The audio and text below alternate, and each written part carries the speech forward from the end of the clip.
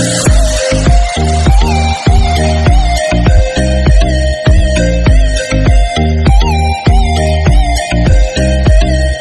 वालेकुम dear student, this is Muzammil Tariq और अब आपको मैथ्स फॉर यू में वेलकम करते हैं। कल हम लोगों ने मैट्रिसेस चैप्टर को स्टार्ट लिया था और आज हम उसी का एक टॉपिक है उसको कंटिन्यू करते हैं।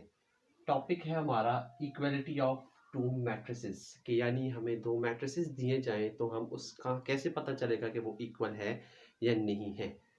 तो two matrices are said to be equal if, तो मैट्रिक्स इक्वल होंगे कब?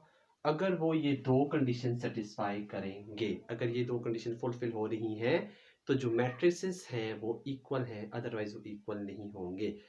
पहली कंडीशन ये है कि both matrices are of the same order, कि जो मैट्रिसेस हैं उनका ऑर्डर सेम होगा। ऑर्डर सेम होने का मतलब ये है कि नंबर ऑफ रोज इक्वल होंगी नंबर ऑफ कॉलम के, तो जो ऑर्डर होगा मैट्रिक्स का वो सेम होगा। सेकेंड कंडीशन ये है the elements in corresponding positions are equal, कि जो एलिमेंट्स हैं वो करस्पॉन्डिंग पोजीशंस पे इक्वल होंगे। कैसे?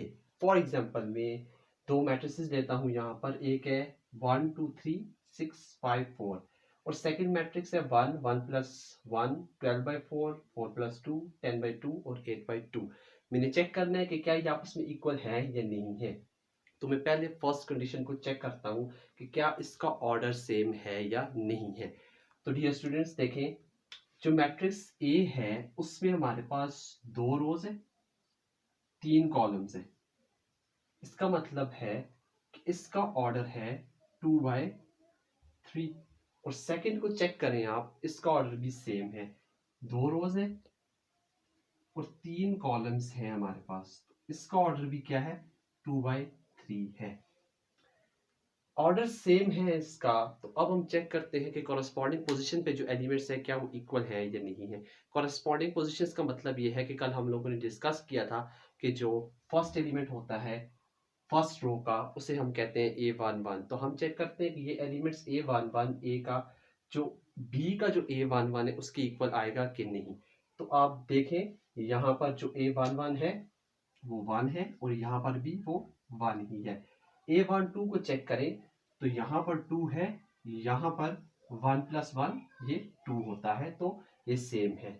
सिमिलरली 3 12/4 ये 3, 6 4 प्लस 2 6, 5 10/2, 4 8/2। तो ये जो मैट्रिसेस हैं ए और बी, इन्हें हम कहेंगे ये आपस में इक्वल है। क्यों? क्योंकि इनका ऑर्डर भी सेम है और करस्पॉन्डिंग पोजीशंस पे जो एलिमेंट रखे गए हैं वो भी आपस में इक्वल है। लेकिन अगर मैं मैट्रिक्स सी को देखूं और ये जो मैट्रिक्स है डी, इसको मैं देखूं तो ये आपस में इक्वल नहीं है। क्यों? क्योंकि ये फर्स्ट कंडीशन को ही फुलफिल नहीं कर रहे। देखें यहाँ पर इसका ऑर्डर है, तीन रो है इसमें, ठीक है, और दो कॉलम है, 3x2 इसका ऑर्डर है और जो इसका ऑर्डर क्या है वो हमारे पास क्या है? 2x3। इसका ऑर्डर ही नहीं सेम, पहली कंडीशन ही नहीं फुलफिल कर रहा, सेटिस्फाई नहीं कर रहा। तो ये जो सी और डी है ये हमारे पास इक्वल नहीं है। एक और चीज आपको बताता चलूं कि इक्विवेलेंट क्या होता है, ठीक है। तो मैट्रिक्स को इक्विवेलेंट तब कहेंगे जब उसका ऑर्डर सेम हो। जब ऑर्डर सेम होगा हम कहेंगे वो इक्विवेलेंट है। यही मेन ये डिफरेंस है इक्वल और इक्विवेलेंट में, ठीक है, कि ऑर्डर सेम होगा तो वो इक्विवेलेंट होगा। इसीलिए हम ये कहते हैं कि अगर हमारे पास दो कोई भी दो मैट्रिक्स है वो इक्वल होंगे तो वो इक्विवेलेंट ऑटोमेटिकली हो जाएंगे। क्यों?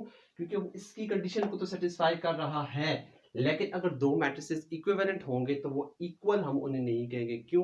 क्योंकि उसमें सेकंड कंडीशन फुलफिल नहीं होगी कि करस्पॉन्डिंग जो पोजीशंस हैं उस पे एलिमेंट्स इक्वल होना ज़रूरी नहीं है। तो डियर स्टूडेंट्स आप इसको नोट डाउन कर लें। स्टूडेंट्स अभी मैंने ये कहा था कि जो इक्वल मैट्रिक्स होते हैं वो ऑटोमेटिकली इक्विवेलेंट होते हैं, यानी कि उनका ऑर्डर सेम होता है। तो हम एग्जांपल से इस चीज़ को चेक करते हैं कि वेदर ये बात ट्रू है या नहीं है। ये दो मैट्रिक्स हैं जिनका ऑर्डर भी सेम है, ठीक है।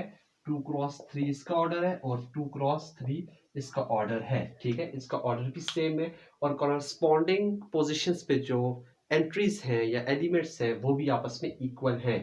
तो देखें अब इनका ऑर्डर सेम है, मैट्रिक्स इक्वल है, दोनों के दोनों मैट्रिसेस। तो जब ये इक्वल है तो मैं ये कह सकता हूँ ये इक्विवेलेंट भी है। लेकिन नीचे में दो मैट्रिक्स लिखे हुए हैं जो कि इक्विवेलेंट तो है, यानी इनका ऑर्डर देखें सेम है। सी का भी 2x3 है और डी का भी 2x3 है, ऑर्डर सेम है। लेकिन ये जो एलिमेंट्स इसमें मैंने रखे हैं, जो करस्पॉन्डिंग पोजीशंस पे एंट्रीज मैंने रखी हैं, वो आपस में इक्वल नहीं है। इसका मतलब ये हुआ ये इक्विवेलेंट तो है लेकिन ये इक्वल मैट्रिसेस नहीं है। स्क्वायर मैट्रिक्स और रेक्टेंगुलर मैट्रिक्स को हम डिस्कस करते हैं, इसके बाद we will move on to the exercise. तो स्क्वायर मैट्रिक्स वो मैट्रिक्स होता है, ठीक है, इस मैट्रिक्स की वो टाइप है जिसमें नंबर ऑफ रोज इक्वल होती हैं नंबर ऑफ कॉलम्स के। जब नंबर ऑफ रोज इक्वल हो नंबर ऑफ कॉलम्स के तो हम कहते हैं कि matrix is said to be square matrix. For example यहाँ पे ए मैट्रिक्स है ए बी सी डी, यहाँ पर इसकी दो रोज हैं, ठीक है, और दो कॉलम्स हैं, ये मैट्रिक्स स्क्वायर है, 2x2 ऑर्डर का ये मैट्रिक्स है, ठीक है। इसी तरह बी मैट्रिक्स है जिसकी तीन रोज हैं और तीन कॉलम्स हैं, तो ये जो दोनों मैट्रिक्स हैं ये दोनों के दोनों स्क्वायर मैट्रिक्स हैं। रेक्टेंगुलर मैट्रिक्स क्या होता है कि when the number of rows are not equal to the number of columns then the matrix is said to be rectangular matrix। के जब नंबर ऑफ रोज इक्वल ना हो नंबर ऑफ कॉलम्स के तो जो मैट्रिक्स होता है वो रेक्टेंगुलर मैट्रिक्स कहलाता है। फॉर एग्जांपल ए मेरे पास मैट्रिक्स मैंने लिया है, ठीक है, इसमें हमारे पास दो रोज हैं, ठीक है, और तीन कॉलम्स हैं, तो ये इक्वल नहीं है आपस में, तो ये रेक्टेंगुलर मैट्रिक्स है। इन अ सिमिलर वे बी को देखें, तीन रोज है दो कॉलम्स है, तो ये दोनों के दोनों मैट्रिक्स है जो है वो रेक्टेंगुलर मैट्रिक्स कहलाते हैं। अब एक्सरसाइज 1.1 पे हम लोग मूव करते हैं, टॉपिक्स हमारे इससे पहले खत्म हो चुके हैं। तो 1.1 का क्वेश्चन नंबर 1 है which of the following are square and which are rectangular matrices. आपको मैट्रिक्स गिवन है और आपने ये बताना है कि इसमें जो है वो स्क्वायर कौन सा है और रेक्टेंगुलर कौन सा है। ये एमसीक्यूज टाइप क्वेश्चन है बट हम इसको देख लेते हैं। तो जो फर्स्ट है मैट्रिक्स ए इक्वल टू 2 3 0 5, इसका हम ऑर्डर चेक करेंगे, ठीक है, मतलब कि नंबर ऑफ रोज और नंबर ऑफ कॉलम्स को चेक करेंगे क्या वो इक्वल है या नहीं है। तो देखें डियर स्टूडेंट्स, तो यहाँ पर दो रोज हैं और दो ही कॉलम है, तो ये जो मैट्रिक्स है ए ये हमारे पास स्क्वायर मैट्रिक्स होगा, ठीक है, ये स्क्वायर मैट्रिक्स है। बी को चेक करें तो दो रोज है, ठीक है, तीन कॉलम्स है, तो number of rows are not equal to number of columns, so it is rectangular matrix. ये रेक्टेंगुलर मैट्रिक्स है। थर्ड वन को देखें, C इक्वल टू 1 0 0 0 2 0 0 0 1, यहाँ पर तीन हमारे पास रोज है और तीन ही कॉलम है, तो जब रोज और कॉलम इक्वल होते हैं तो डियर स्टूडेंट्स हम कहते हैं जो मैट्रिक्स है वो स्क्वायर मैट्रिक्स होता है। फोर्थ वन को देख लें, इसमें एक ही एलिमेंट है, रो भी एक ही है कॉलम भी एक ही है, ये भी क्या है, स्क्वायर मैट्रिक्स है। तो डियर स्टूडेंट्स क्वेश्चन नंबर 5 और 6 हम आपके लिए छोड़ देते हैं, ठीक है, कि आपने बताना है क्या ये मैट्रिक्स स्क्वायर है या रेक्टेंगुलर मैट्रिक्स है। एक्सरसाइज 1.1 का क्वेश्चन नंबर 3 है डियर स्टूडेंट्स, के एक मैट्रिक्स गिवन है, इसका ऑर्डर है 4/3, इसका ऑर्डर है, ठीक है, चार इसमें रोज है और तीन इसमें कॉलम्स है। कह रहे हैं गिव द फॉलोइंग एलिमेंट्स, जो एलिमेंट्स हमें दिए गए हैं, ठीक है, उनके हम लोगों ने पोजीशंस बतानी है कि इस पोजीशन पे कौन सा एलिमेंट लाई करता है। सबसे पहले वो कह रहा है A12, ठीक है, A12 का मतलब ये है, मैंने आपको कल बताया था लास्ट लेक्चर में कि जो फर्स्ट वाला जो डिजिट होता है वो रिप्रेजेंट करता है रो को और जो सेकंड वाला होता है वो कॉलम को रिप्रेजेंट करता है। तो A12 फर्स्ट रो है, फर्स्ट रो है, सेकंड कॉलम है, तो फर्स्ट रो में सेकंड कॉलम में जाएं तो उसका कौन सा एलिमेंट है वो 2 है, तो ये 2 है। इसी तरह A2 3, ठीक है, A2 3, second row third column, ठीक है, सेकेंड रो थर्ड कॉलम में कौन सा आ रहा है हमारे पास 0, ये A32 third row second column 1, A43 fourth row, ठीक है, और थर्ड कॉलम तो कौन सा आ रहा है, लाई कर रहा है 6, A13 first row third column का element -4 and the last one is A33, तो थर्ड रो और थर्ड कॉलम का एलिमेंट कौन सा है 5। तो डियर स्टूडेंट्स, ये बहुत ही सिंपल क्वेश्चन है, एमसीक्यूज में आ सकता है कि आप बताएं कि जो एलिमेंट्स हैं, ठीक है, उनकी पोजीशंस के बारे में पूछा जा सकता है कि A11 या A12 A23 A33 इस पोजीशन पे कौन सा एलिमेंट लाई करता है। क्वेश्चन नंबर 4 है which of the following matrices are equal, कि जो गिवन मैट्रिक्स है इसमें से आप ये बताएं कि मैट्रिसेस इक्वल कौन कौन से हैं। 4 मैट्रिक्स हमें गिवन दिए गए हैं, ठीक है, A B C D respectively. तो इसका हम लोगों ने ये बताना है कि क्या ये आपस में इक्वल है या नहीं है। तो डियर स्टूडेंट्स, इक्वल के लिए या इक्वलिटी के लिए हम लोग दो कंडीशंस चेक करते हैं।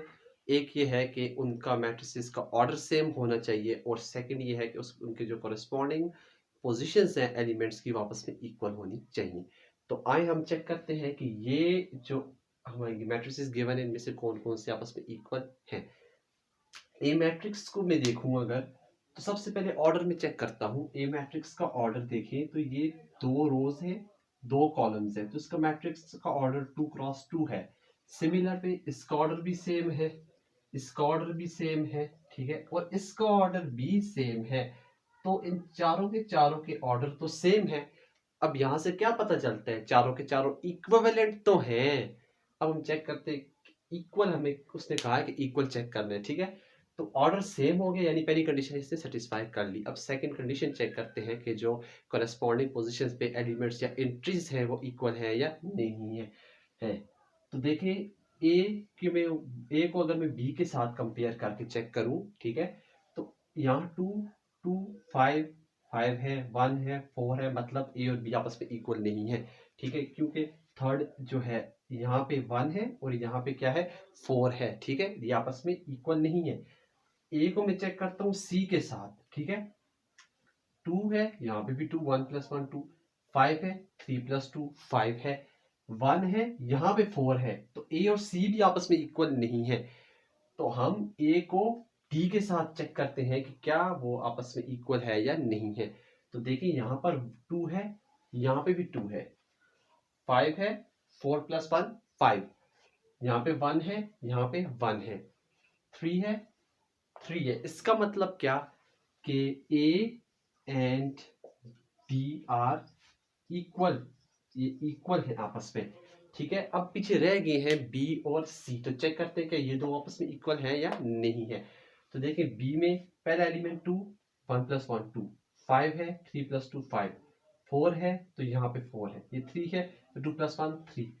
तो B and C are equal.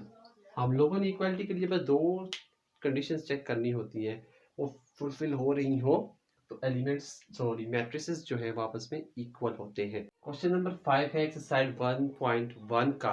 A matrix given है, let A equal to 2 - 3 u 0 and B equal to b - 3 5 w।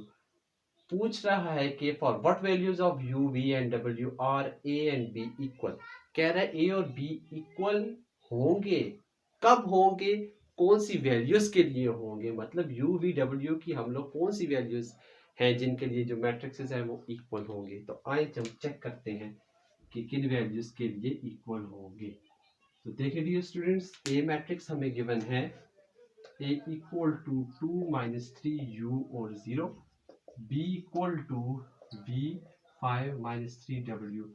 तो अगर इनकी मैं ऑर्डर पहले इनका चेक कर लूं, तो दोनों के दोनों मैट्रिक्स 2 क्रॉस 2 ऑर्डर के हैं, 2 × 2, ठीक है, रोज एंड कॉलम्स जो हैं वो इसकी इक्वल हैं आपस में, ठीक है। तो अब हम लोग इसकी वैल्यूज फाइंड करते हैं u, v और w की। तो हम लोग क्या करेंगे, सिंपली इनकी जो करस्पॉन्डिंग एंट्रीज हैं, जो पोजीशंस हैं, उनको आपस में कंपेयर करेंगे और कंपैरिजन के बाद हम लोग इसकी वैल्यूज फाइंड आउट कर लेंगे। देखें, बाय कंपेयरिंग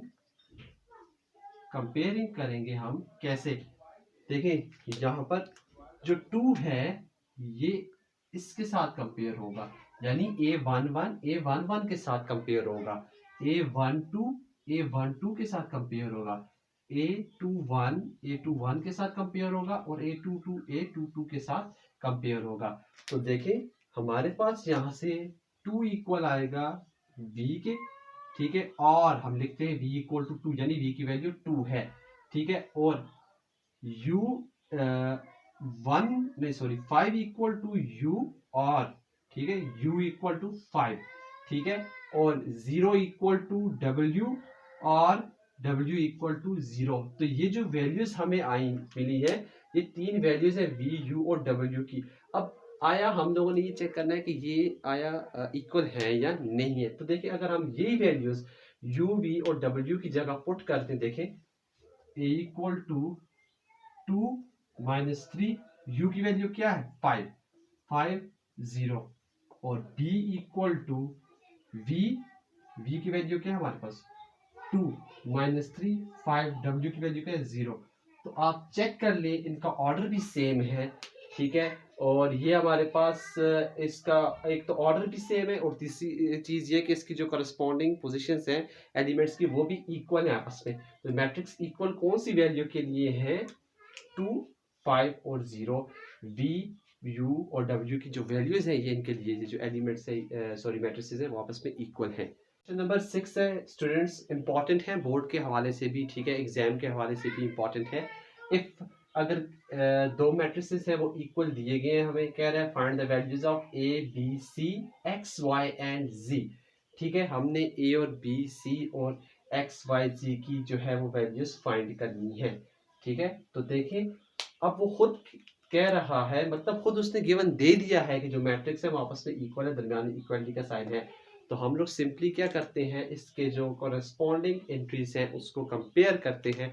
तो वो कंपेयर करने से हमें वैल्यूज मिल जाएंगी। हमने सिर्फ ये चेकआउट करना है कि जो A, B, C, X, Y, Z ये कौन कौन सी जगह पे है, तो उस जगह उस एलिमेंट को, ठीक है, उधर कंपेयर करेंगे तो वैल्यूज मिल जाएंगी। देखें, A की बात करूं मैं अगर, ठीक है, तो A हमारे पास यहाँ पे है, ये सेकंड रो में है, ठीक है, ये और सेकंड कॉलम में है A-1। इसको कंपेयर किसके साथ करेंगे, पहले मैं लिख देता हूं बाय कंपेयरिंग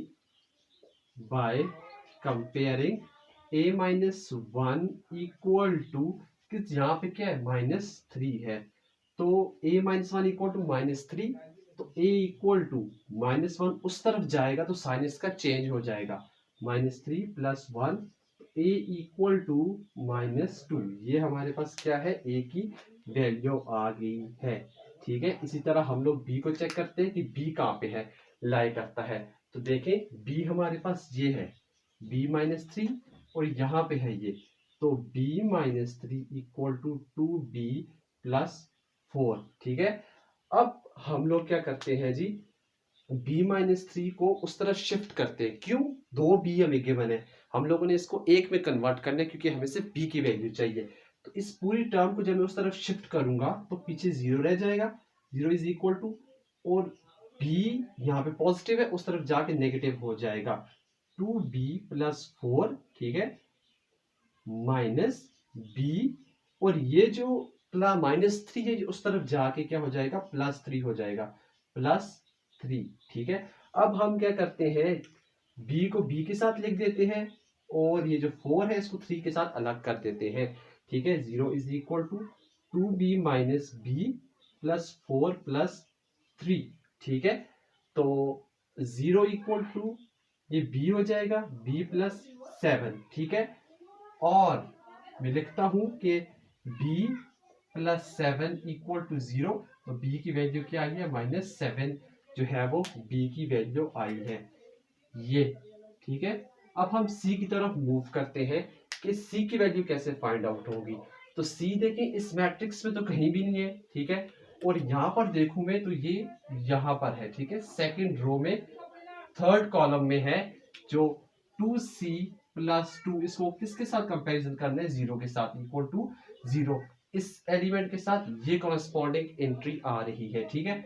तो 2c माइनस 2 प्लस 2 उस तरफ जाएगा तो माइनस 2 हो जाएगा, तो 2c इक्वल टू माइनस 2, तो यहाँ पे मल्टीप्लाई हो रहा है, यहाँ पे जाके डिवाइड हो जाएगा, c equal to minus 2 by 2, तो ये कैंसल आउट होके c की वैल्यू -1 आ जाएगी, ठीक है। हम लोगों ने 3 वैल्यूज फाइंड आउट कर ली है, ठीक है। अब हम लोग जाते हैं x की तरफ, तो x को देखें, x ये है हमारे पास, और इसको हमने फर्स्ट एंट्री के साथ कंपेयर करना है सेकंड मैट्रिक्स की, तो x प्लस 3 इक्वल टू 0, तो x इक्वल टू -3, ये हमारे पास क्या है, x इक्वल टू -3 है, ठीक है। और अब रह गया हमारे पास y और z, ठीक है। y की बात में करूं तो देखें, y हमारे पास कहां पे आ रहा है, ये 2y - 7 इक्वल टू यहाँ पे आ रहा है ये 3y - 2। अब y वाले कंपोनेंट को एक जगह कंबाइन कर लें और जो y के बगैर वाला कंपोनेंट है उसको अलग कर लें, ताकि सिंप्लीफिकेशन में आसानी हो जाए। देखें, मैं इस 2y को उस तरफ लेके जा रहा हूँ और इस -2 को इस तरफ ला रहा हूँ, तो यहाँ पे अगर मैं इसको उस तरफ लेके जाऊंगा पीछे -7 रह जाएगा, इस -2 को इधर लाऊंगा तो ये साइन चेंज हो गया, +2 इक्वल टू 3y - 2y, तो -7 + 2 5 इक्वल टू 3y - 2y, ये y है, और y इक्वल टू -5, तो y की वैल्यू क्या आ गई है हमारे पास, -5 आ गई है, ठीक है। और स्टूडेंट्स अब हमारे पास सिर्फ z रह चुका है, ठीक है, और उसकी वैल्यू भी बड़ी सिंपल तरीके से फाइंड आउट हम लोग करते हैं। इसको कंपेयर करते हैं यहाँ पे, तो z plus 6 equal to z plus 4 है, सॉरी यहाँ पर 6, ठीक है, प्लस हो रहा है उस तरफ जाके माइनस हो जाएगा, z equal to 6 - 4, z equal to 2, तो ये जो हमारे पास z की वैल्यू है यहाँ पर, ये क्या है, 2 है, ठीक है। तो अब हम लोगों ने सारी वैल्यूज फाइंड कर ली हैं, तो अब यहाँ पर जगह तो नहीं, लेकिन मैं कोशिश करता हूँ इसको एडजस्ट कर लूँ। आपने आखिर में at the end question solve करने के बाद एक लाइन लिखनी है, ठीक है, वो ये है कि so the values of a b c x y and z are, क्या है, a की वैल्यू क्या है, -2, b की वैल्यू क्या है, -7, ठीक है, c की वैल्यू -1, x की वैल्यू -3, y की वैल्यू -5, और z की वैल्यू क्या है, 2 आगे लिख देना है रिस्पेक्टिवली। रिस्पेक्टिवली का मतलब ये है कि a की वैल्यू यहाँ पे मतलब -2 है, b की -3, सीक्वेंस वाइज चलता जा रहा है। तो डियर स्टूडेंट, ये क्वेश्चन नंबर 6 था और ये इंपॉर्टेंट क्वेश्चन है, इसको नोट डाउन कर लें। डियर स्टूडेंट्स, क्वेश्चन नंबर 7 है हमारा, एक्सरसाइज 1.1 का लास्ट क्वेश्चन है और बहुत ही ज़्यादा इंपॉर्टेंट क्वेश्चन है। ये कह रहा है solve the following equation for A B C and D, हमें 4 वेरिएबल्स की वैल्यूज फाइंड आउट करनी है, ठीक है। तो देखें, ये जो मैट्रिसेस है इनको हम अगर कंपेयर करें तो हमारे पास, हम लोग इसको फाइंड आउट कर सकते हैं, ठीक है।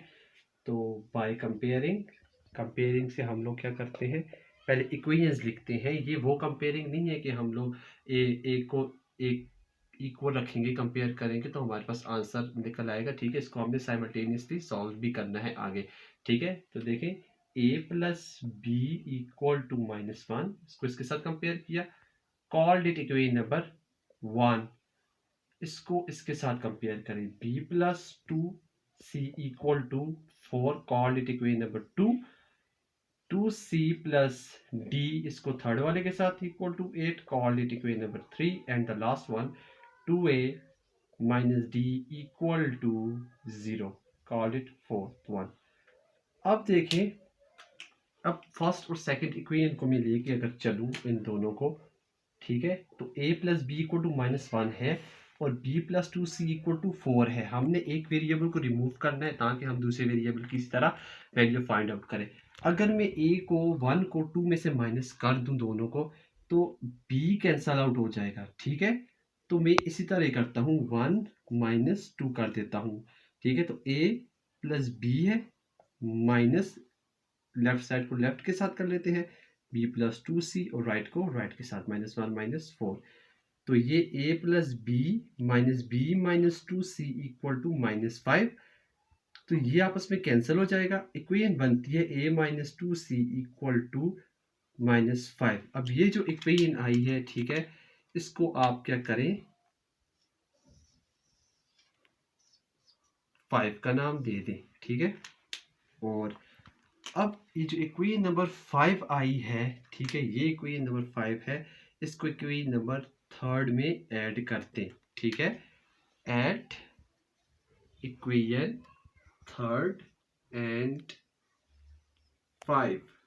ठीक है, इक्वेशन 5 और 3 को आपस में ऐड करें तो देखिए इक्वेशन 3 क्या हमारे पास 2c प्लस डी। ठीक है, और ऐड करने साथ में इसको plus a minus 2c equal to क्या आएगा हमारे पास, ये माइनस, ये आएगा जी 8 माइनस 5। ठीक है, तो 2c plus D plus a minus 2c equal to ये आएगा 3। ये आपस में कैंसल आउट हो जाएंगे, a प्लस डी या d plus a equal to 3। ये एक और इक्वेशन हमारे पास आ गई है। ठीक है, और इस इक्वेशन को हम लोग क्या कहते हैं, 6 का नाम दे देते हैं। ठीक है, और इक्वेशन नंबर 6 को अब हम कंपेयर करें, या हम लोग इक्वेशन नंबर 6 को 4th के साथ जो है वो या ऐड करेंगे या सब्ट्रैक्ट करेंगे तो हमें वैल्यू मिल जाएगी। ठीक है, और अगर मैं इन दोनों को ऐड करूं तो देखिए हमें वैल्यू मिल जाएगी। मैं क्या करता हूं, ऐड इक्वेशन 4 एंड 6। इक्वेशन 4 और 6 को आप ऐड करें तो देखें डियर स्टूडेंट्स, ये आता है 2a minus D plus a plus D equal to यहाँ पे क्या है 0 प्लस 3। तो देखें ये आपस में तो खत्म हो जाते हैं, डी पीछे क्या बचता है a। तो 2a plus a 3a equal to 3। ठीक है, और a equal to 3 divided by 3, तो ये कैंसल आउट हो गया, a की वैल्यू 1 आ जाती है। a की वैल्यू 1 है यहाँ से। अब a की वैल्यू में यूज करता हूँ बाकी इक्वेशन में, तो मुझे जो है वो बाकी वेरिएबल्स की वैल्यू मिल जाएगी। Using value of a in 1 equation क्या है हमारे पास, a plus B equal to -1, और इसमें a की वैल्यू पुट करें 1 plus B equal to -1। b equal to ये प्लस है उस तरफ जाके माइनस हो जाएगा, -1 b इक्वल टू -2, और a की वैल्यू हमारे पास आई है b की वैल्यू आई है -2। ठीक है, और अब b की वैल्यू अगर आप 2 में पुट करते हैं तो आपको c की वैल्यू मिलेगी। ठीक है, using value of b in equation number 2 क्या है हमारे पास, b plus 2c equal to 4। b की वैल्यू क्या है -2 प्लस 2c इक्वल टू 4। इस तरफ सब्ट्रैक्ट हो रहा है, उस तरफ जाके क्या होगा ऐड हो जाएगा, तो 2c equal to 4 plus 2, 2c equal to 6। तो इधर 2 मल्टीप्लाई हो रहा है, यहाँ पे आके डिवाइड हो जाएगा, c equal to 6/2 cancel out करें 3। c की वैल्यू आ गई है हमारे पास 3। अब हमारे पास एक लास्ट बच गया है, वो है d। अब d की वैल्यू आप इक्वेशन नंबर 4 को देख लें। ठीक है, इक्वेशन नंबर 4 को, इसमें अगर मैं a की वैल्यू यहाँ पे यूज करूँ तो हमें d की वैल्यू मिल जाती है। तो देखें using a equal to 1 in 4। ठीक है, तो 4 इक्वेशन क्या है हमारे पास, 2a minus D equal to 0। तो 2a की जगह 1 minus D equal to 0, 2 minus D equal to 0। तो माइनस डी इक्वल टू ये प्लस हो रहा है यहाँ पर, उस तरफ जाके माइनस हो जाएगा -2। तो d इक्वल टू ये आपस में माइनस माइनस जो है वो कट जाएंगे, तो d की जो फाइनल वैल्यू आएगी वो 2 हो जाएगी। तो आप एंड में लिखेंगे स्टूडेंट्स के so the values of a b c and d are, क्या है a की वैल्यू यहाँ पर a की वैल्यू 1 है, b की वैल्यू है हमारे पास -2, C की वैल्यू 3 है और एंड D की वैल्यू 2 है रिस्पेक्टिवली। ठीक है, तो डियर स्टूडेंट्स ये इंपॉर्टेंट क्वेश्चन है और इसी क्वेश्चन के ख़त्म होने के साथ साथ हमने एक्सरसाइज 1.1 को ख़त्म कर दिया है। तो आज के लिए बस इतना ही काफ़ी। अल्लाह हाफिज़।